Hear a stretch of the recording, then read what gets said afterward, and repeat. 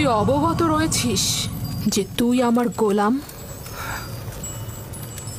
জি আমার বানু। এবং জানিস যে একজন গোলাম অবশ্যই তার মালিকের প্রতি আনুগত্য প্রকাশ করবে।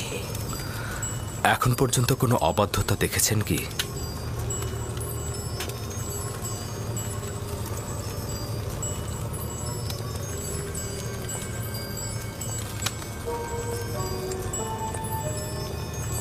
আজকেও তাহলে তুই আমার আনুগত্য পোষণ করবি?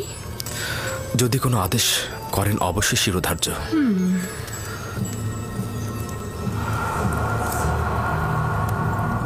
আজকে আমি নিজেকে তোর জন্য প্রস্তুত করেছি। খোদা তোমার কাছে পানা চাই।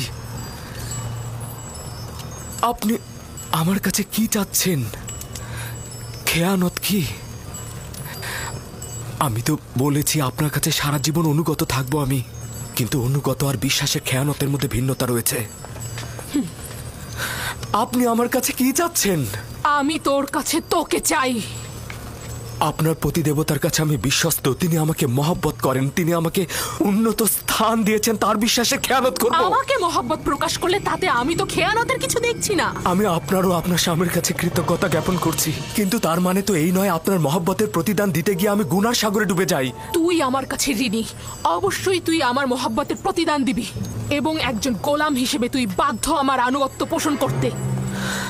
যিনি আপনাদের দয়া আমার উপর বর্ষণে সাহায্য করেছেন তিনি হচ্ছেন আমার খোদা। সে কারণে আমি আপনাদের চাইতে বেশি এবং আপনাদের থেকে পূর্বে তার কাছে ঋণী। আমি নিজেকে ইজ্জতের তুঙ্গ থেকে তুচ্ছ অবস্থানে নিয়ে এসেছি যাতে তোকে হস্তগত করতে পারি। আমি অধিকার ছাড়বো না। আমি আমার ঈমান ও নিজস্ব চরিত্রকে সাময়িক কামনা বাসনার কাছে বিসর্জন করব না। আমি আর তুমি ছাড়া এই ঘটনা কেউ জানবে না। কিন্তু খোদাবন্দের নজর থেকে এটা আপনি কি করে গোপন করবেন?